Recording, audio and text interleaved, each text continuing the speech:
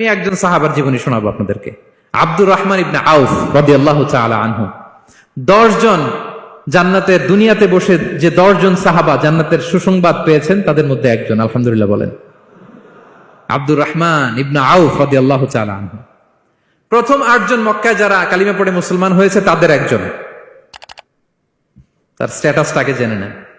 তো তিনি যখন মক্কা থেকে হিজরত করে মদিনায় গেলেন, মনে রাখবেন মক্কা থেকে যে সাহাবারা বাড়ি ঘর ছেড়ে হিজরত করেছে তাদেরকে বলে মহাজির, মানে হিজরতকারী সাহাবা। আর মদিনাতে যে সমস্ত সাহাবারা তাদেরকে রিসিভ করেছেন তাদেরকে বলে আল আনসার, মানে সাহায্যকারী সাহাবা। তো যারাই হিজরত করে মক্কা থেকে মদিনায় যেত, বিষ্ণু ইসলাম মদিনার কোন সাহাবীর সাথে তার ভাই পাতিয়ে দিতেন, আল মুআখাত, ব্রাদারহুড করে দিতেন, দায়িত্ব দিতেন যে তুমি এই সাহাবীকে দেখবে। তো আব্দুর রহমান ইবনে আউফ রাদিয়াল্লাহু তাআলা আনহু যখন হিজরত করে গেলেন, তার দেখভাল করার জন্য যে সাহাবীর দায়িত্ব পড়ল তার নাম হচ্ছে সাআদ ইবনে রাবিয়া, আনসারী সাহাবী রাদিয়াল্লাহু তাআলা আনহু। বিষ্ণু বললেন, সাআদ, আব্দুর রহমান ইবনে আউফ তোমার ভাই, ভাই বানিয়ে দিলেন। কি বানিয়ে দিলেন? তুমি তাকে টেক কেয়ার করবে, সে হবে তোমার মেহমান। সুবহানাল্লাহ। সাআদ ইবনে রাবিয়া রাদিয়াল্লাহু তাআলা আনহু তিনি আব্দুর রহমান ইবনে আউফকে ডেকে নিয়ে গেলেন, ঘরে নিয়ে গেলেন মেহমানকে, এবং বললেন, ইয়া সাআদ ইন্নী আকসারুল আনসারি মালান। হে সাআদ, তুমি চিন্তা করো না, তুমি মনে করো না যে তোমার ভরণ পোষণ দিতে আমার কষ্ট হবে। আমি মদিনার সবচাইতে বড় বিজনেস ম্যাগনেট, সবচাইতে বড় বিজনেস ম্যাগনেট আমি। No tension, don't worry about it. Tension নিও না, আসো, তোমার জন্য আমার কি প্রপোজাল শোনো। ফাআকসিমু লাকা নিসফা মালি, আমার যত সম্পদ আছে আমি অর্ধেক তোমার দিয়ে দিব। সুবহানাল্লাহ। এত আসতে আপনার বাড়িতে কেউ মেহমান হলে করতে পারবেন এরকম? আল্লাহ, কেমন প্রেরণার বাতি ঘর তারা।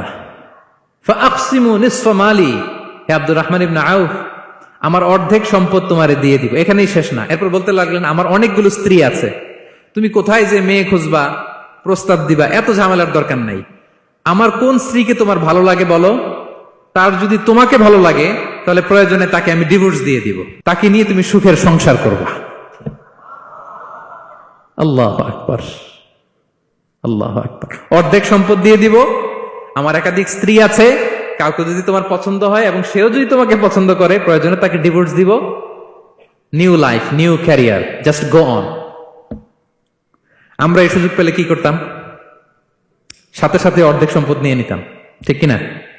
আব্দুর রহমান ইবনে আউফ প্রেরণার বাতিঘর। উনি কি করলেন? উনি বললেন, লা হাজাতা লি ফি যালিক। আমার ভাই, তুমি যে বলছো, এ সাআদ ইবনে রাবি, তুমি যে এত চমৎকার প্রপোজাল দিয়েছো, এতেই আমি খুশি, তোমার কোনো কিছুর আমার দরকার নাই। বারাকাল্লাহু লাকা ফি আহলিকা ওয়া মালিক, আল্লাহ তোমার সম্পদে বরকত দেখ, আল্লাহ তোমার পরিবারেও বরকত দেখ। তবে একটা কষ্ট করতে হবে, সেটা কি?